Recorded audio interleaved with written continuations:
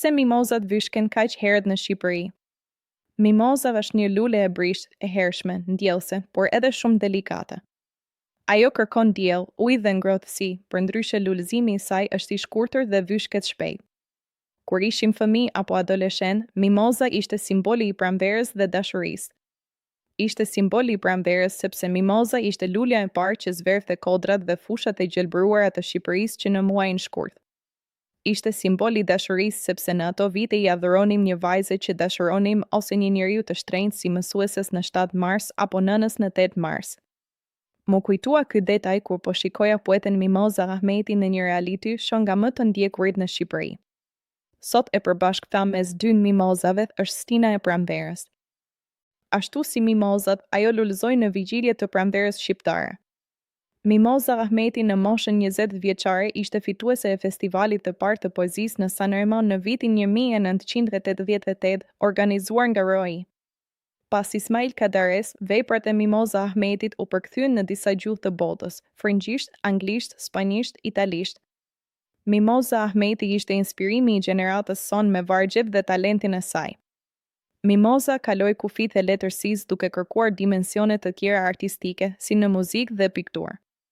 Dikur, në fillim të viteve 2000, ajo tentoi edhe politikën duke kandiduar, por aty mori goditjen e parë nga sistemi.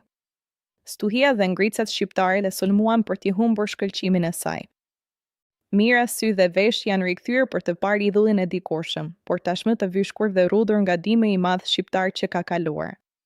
E bukur në thjeshtësinë e saj dhe plot sharm në sjellje, ajo është rikthyer duke na ngjallur nostalgji dhe trishtim që idhujt mund të shohen. Askush nuk i di arsyet financiare, artistike, sociale apo personale pse Mimoza është banore dhe një ferme njerëzisht të njohur. Ne jemi me fat që të shohim një mimozë organike dhe reale, jashtë kopertinave të romaneve apo kornizave të pikturave. Në fakt, Mimoza duhet të kishte fermën e saj, ashtu siç e kanë mira politikan, deputet, doganer, prokuror, mjek apo oligark. Por ndoshta ajo me talentin dhe idealizmin e saj nuk ka mundur ndoshta të lulëzojë në një ambient ku shkretohet gjelbërimi dhe thahet çdo fidan. Ashtu si lulet me emrin e saj, edhe Mimoza nuk mund të lulëzonte gjatë sepse kjo lule e rrallë ka nevojë për ujë, ngrohtësi, diell dhe për kujdesje. Futja në fermën e famshme provon se Mimoza është hetur për sfida të reja, por edhe për më shumë vëmendje, kujdes dhe dashuri.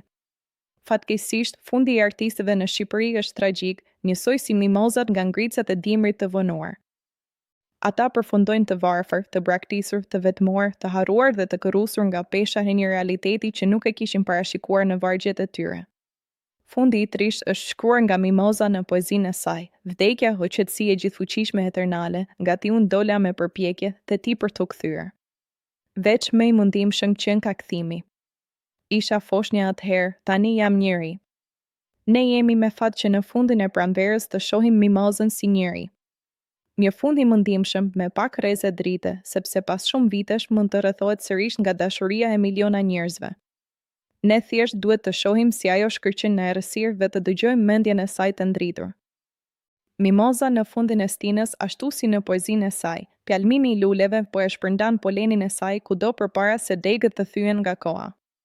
Shkroi, Kreshnik Spahiu, shpërndaje.